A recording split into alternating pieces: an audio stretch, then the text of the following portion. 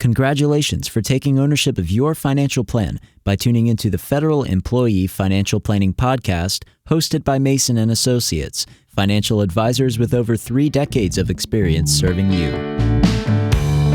You will rest easy once your plan is done.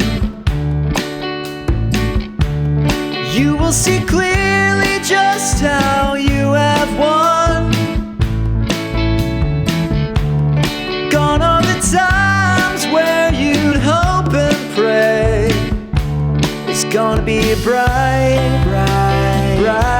sunshiny day. Welcome to the Federal Employee Financial Planning Podcast, hosted by Michael Mason, Certified Financial Planner, John Mason, Certified Financial Planner, Tommy Blackburn, also Certified Financial Planner, Certified Public Accountant, and Ben Rakes, Certified Financial Planner and IRS Enrolled Agent. Mason & Associates have over 3 decades experience helping federal employees. This episode, Social Security. You hear a lot about Social Security, John. You know, I've been seeing ads on the TV of 1 million ways to claim Social Security and books on it. So we figured we'd give you a quick podcast on Social Security. Oh, Social Security is so much fun, and it's such a big part, guys, of one's overall financial plan, specifically for married couples, or if you've been married before, or if you have a deceased spouse. There are a lot of planning opportunities around Social Security. Now, if you're single or never been married and don't have a deceased spouse, maybe there aren't as many opportunities. Maybe the decision you make isn't as, I don't know, Tommy, it's still critical, but it just feels a little bit different when it's single versus joint.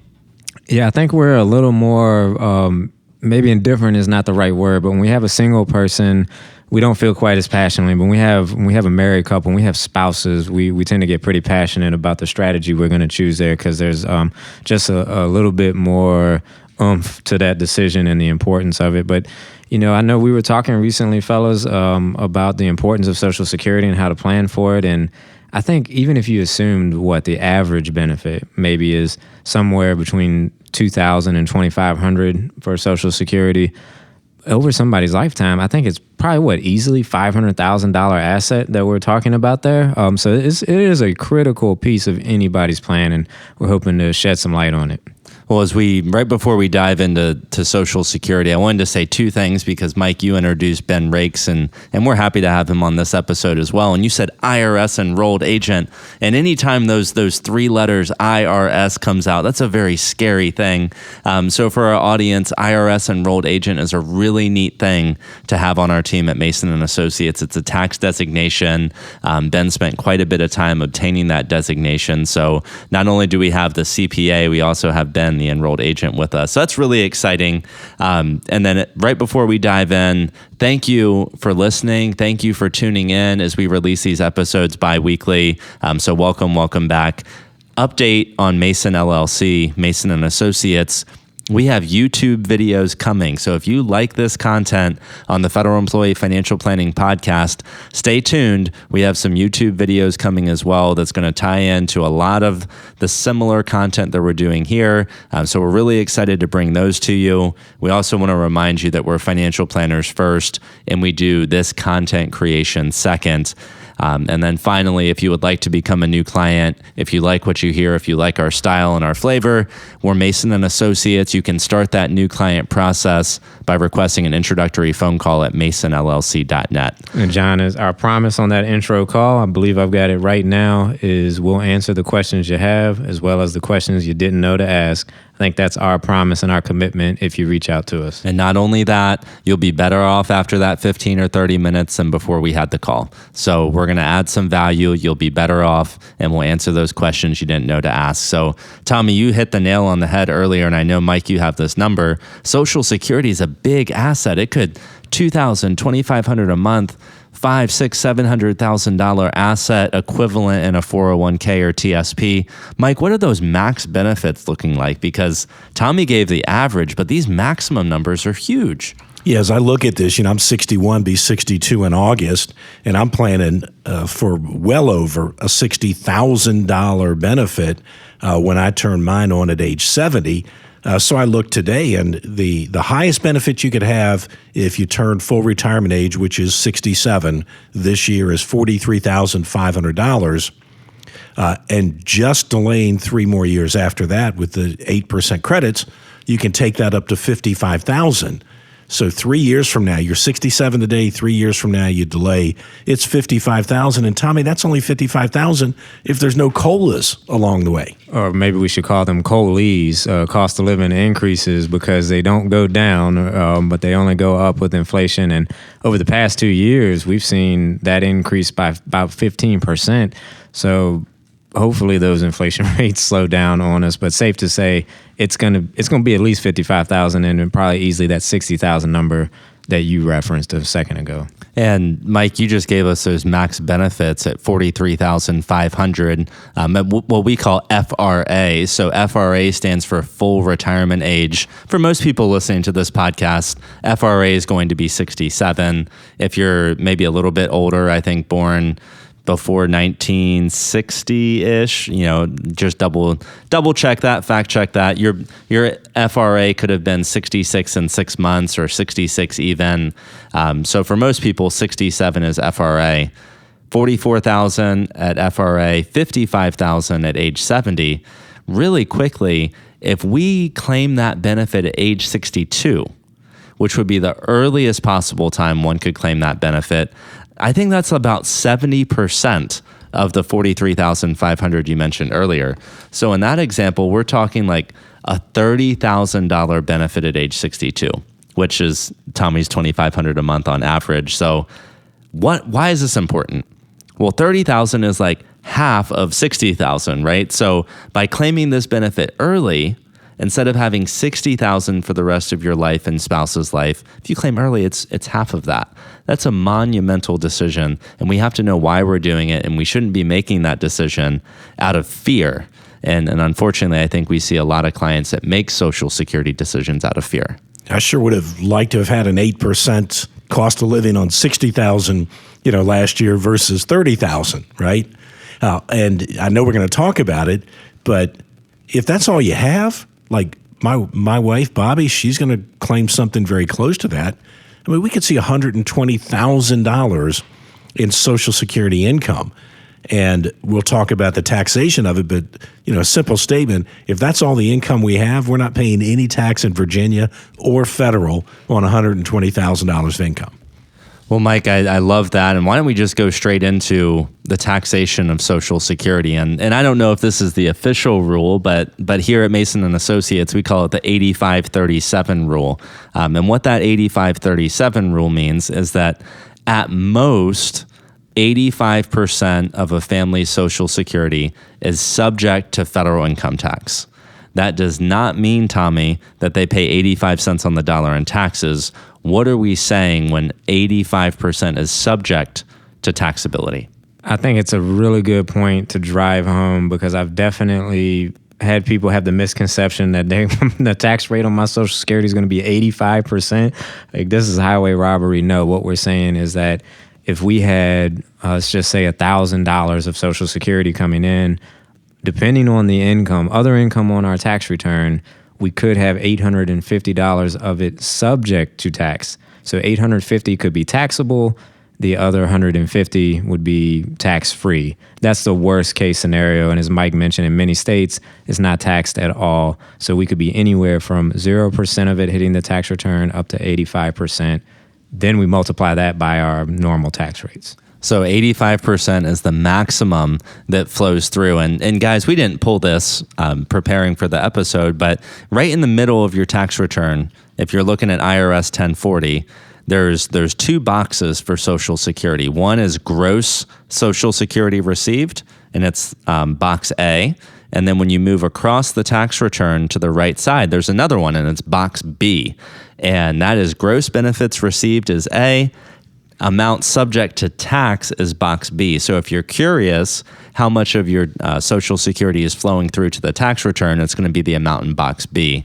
37, Mike, stands for the 36 states plus Washington, D.C. that do not tax Social Security benefits at all.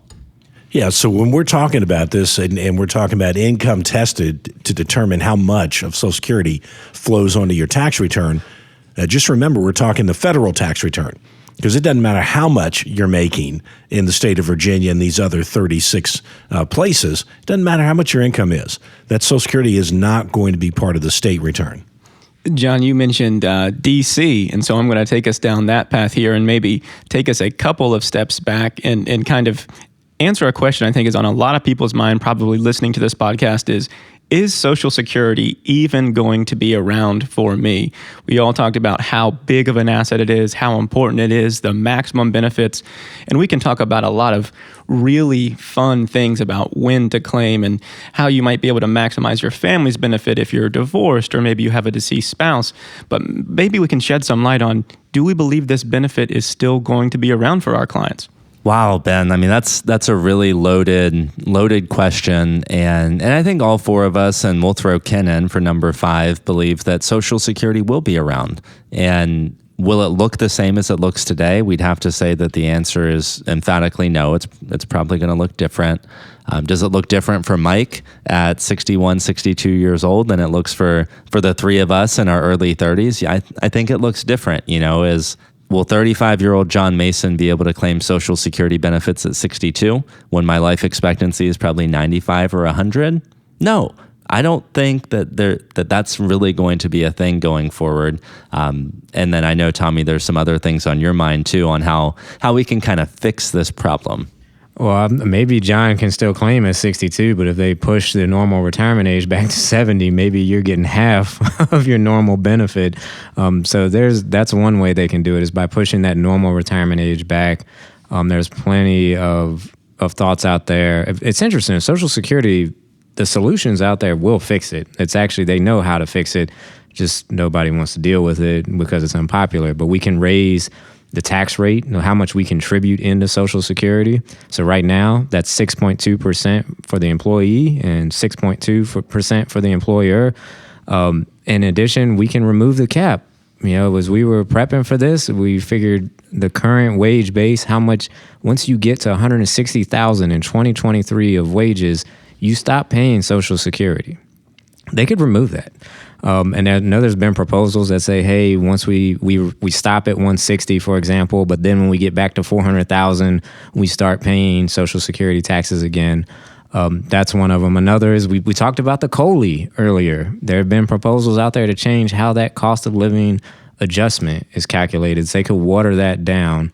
There's a number of ways they could fix it. I think, to answer Ben's question, I would say it's far too important of a system.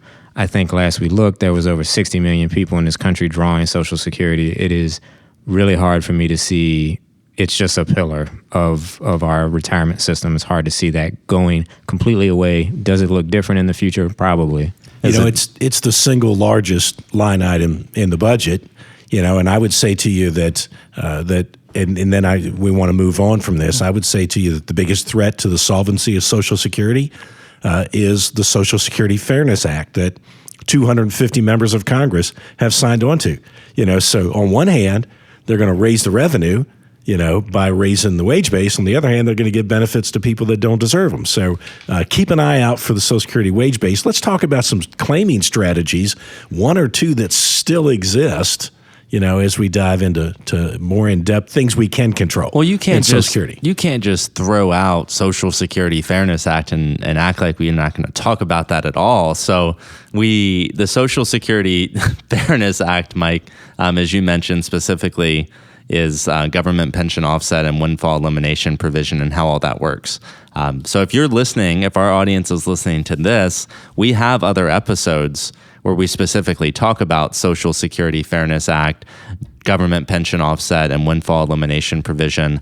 We would encourage you to listen to those because I know, Mike, that's something you're very passionate about and something that we believe potentially CalSTRS, I believe, doesn't pay into Social Security. There's other retirement systems like Norfolk. Illinois has some where those folks don't pay into Social Security. And the United States government is talking about giving access or giving benefits to folks who have never paid in a penny to the Social Security system. I agree it's dangerous. So past episodes, folks can check that out. Episode 11 and 12 to be specific. Perfect. Yeah, and the GPO is the most important one. And I would just say, now that you've let it extend, one of your bigger organizations, National Association of Retired Federal Employees, is supporting the elimination of government pension offset, which is what this Social Security Fairness Act does, and it should be called the Unfairness Act. And here's what it does. It gives a windfall to the CSRS retirees that never paid in the system, and it puts at risk the FERS employees who have paid both into Social Security and their FERS annuity. How can an organization that supports federal employees give a windfall to one and put at risk the other, which is going to be the greater number of people, because there's no more CSRS being hired? Really listen to this, understand it. It is going to hurt FERS employees, and it's going to give an unneeded, unbenefited, unearned benefit to CSRS retirees. So, Mike, you had teed this up, and I think it's really good to kind of get back into the planning options. And Ben, maybe you can help us with this a little bit. So, there's a lot of people that I think still do like seminar marketing and things of that nature, and they talk about Social Security, and I think they make it more complex than it needs to be. And that's not to be said that Social Security planning isn't significant, and a considerable amount of time should be applied towards it. But we see things like, come out to this free steak dinner seminar and learn about the 72,000 ways one could claim Social Security retirement benefits. Speak a little bit to that, please. Well, John, I think to be fair, there's millions of ways to apply for Social Security benefits, right? Between what you and your wife could do, you could apply one day, the next hour, the next second. And what those marketing schemes are really trying to give you. They're trying to say, hey, there's a million different times and dates and places and different methods of applying for Social Security. There's millions of them. You need to come see us. When in reality, we look at it and we say, you really have three options. You can apply at 62, you can apply at your full retirement age, which is most likely age 67, or you can apply at the last possible age, which is age 70. And each of those have their own benefits, and it may depend on your own situation whether you go early or you go late. Tommy, maybe you could talk a little bit about a strategy that we use at Mason and Associates that we see with a lot of our clients. So typically, I think what you're referring to is for a lot of our married clients, a normal type of scenario here. So there's always customizations. Maybe we're working past our normal retirement age. Different things happen. So we customize for each case we have. But typically what we're going to see is we have two spouses. Usually one has earned a higher benefit and the other has earned a lower benefit. And what we find usually makes sense is let's have the lower earning spouse, the spouse with the lower Social Security record, let's take that one early. And then the spouse who has earned that higher Social Security benefit, let's delay it, hopefully to age 70. So why do we do this? I think there's a number of reasons we do it. Some of it's psychological. Like I think it feels like, hey, we're hedging our bets. Clients feel great about, okay, we'll start taking something early and then we'll delay the other one. So we're kind of hedging as to what happens with Social Security. The primary reason, though, well, one, the math supports this. We get pretty close to if we both delay 70 by doing this, and it's the survivorship part of this. So we delay one benefit, and it's growing at, every year past our normal retirement age at 8% per year. As Mike said, that thing's getting to over $60,000 a year right now, potentially, if we have that maximum benefit. And so what happens, fellas, when we have currently, let's say we're both alive, both spouses are collecting Social Security? Why is this so critical on the back end? Yeah, it's how many times over the last 35 years in this business has a retiree been surprised at age 63 or 64 that at their death only one check, stays at the household. So if I'm drawing a $50,000 check and Bobby's drawing a 30, while we're alive, that's $80,000. But at my death, Bobby's 30 goes away, my 50 stays there. Only one check stays. Folks, this shouldn't be a surprise. I just did the math. 35 years that you've paid into Social Security at 26 pay periods a year, you've had 910 pay periods. and you have no idea what you're paying into and how it's going to work, you shouldn't be finding this out at 65, when it's kind of a little bit late to plan for it. And probably one of the largest deductions that's hitting your paycheck. That 6.2% is flat. I mean, it has got to be one of the higher ones. So you would think it should draw a little bit of scrutiny if you look at your paycheck. Well, between the two of you, Mike and Tommy, I think you both hit this really well. We like to start one person's benefit at 62, delay the others until 70. And Tommy, I think you mentioned it's kind of hard to stomach both people delaying to 70. That's like a really hard emotional decision, especially when somebody retires and they went from making money every 2 weeks to now going to withdrawals and once a month income. So it's really hard to overcome that emotional hurdle. You also mentioned that the math is pretty similar, starting one early and one late versus both going late. And Mike, you hit that perfect because you said, remember, at the first person's death, only the higher of the two checks stays around. So let's go back to your example with Bobby. If hers is 30 and yours is 50, and you die, she gets 50. Well, if Bobby delays till age 70, now she goes to 45,000. So 50 and 45 instead of 50 and 30. Well, now at her death, it's only 50,000 that stays around. So the math doesn't really support, especially when you start putting in life expectancy. We almost want the gap between the high and the low to be as big as possible, don't we? Yeah, and the only thing that kind of interferes with that, because I don't want to pretend like we give advice for other people and we take it differently. Remember I said Bobby and I may each have a $60,000 benefit. Well, when she turns 62, she's probably still working.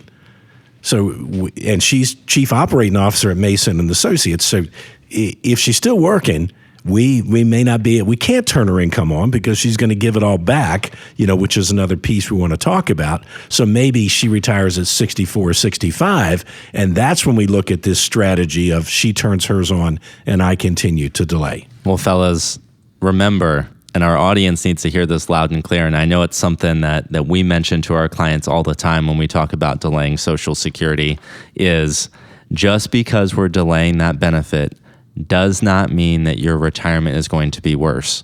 Let me say this again. Just because we're delaying Social Security until age 70 doesn't mean you're going to live on less. And Ben, how do we do that for our clients?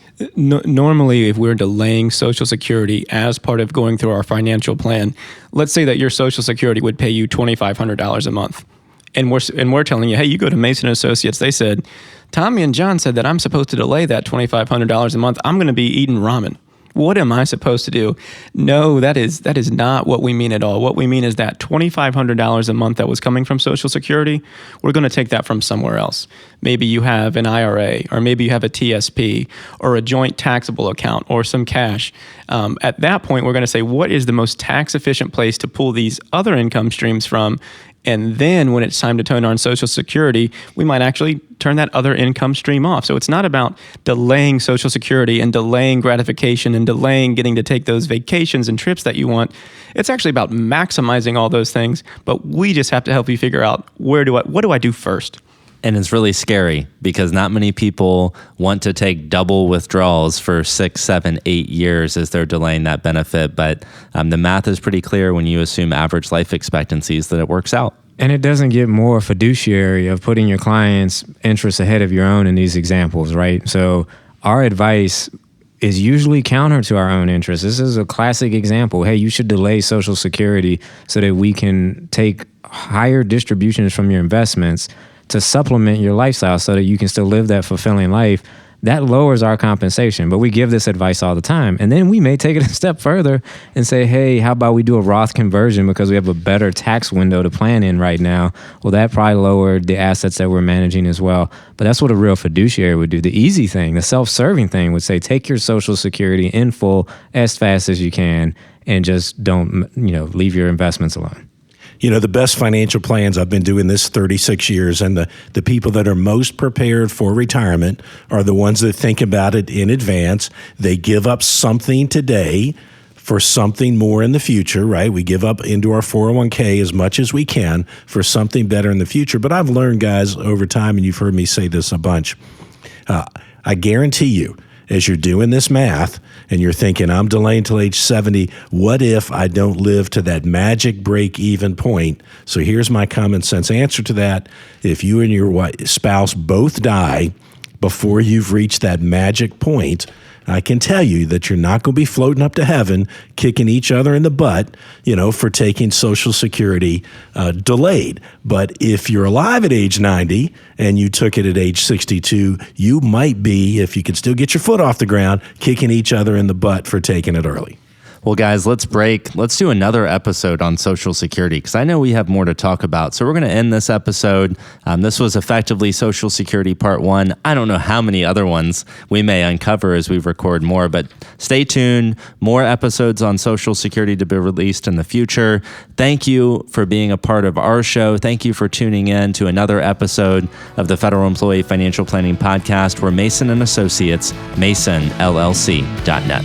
You will rest easy once your plan is done. You will see clearly just how you have won. The topics discussed on this podcast represent our best understanding of federal benefits and are for informational and educational purposes only and should not be construed as investment, financial planning, or other professional advice. We encourage you to consult with the Office of Personnel Management and one or more professional advisors before taking any action based on the information presented.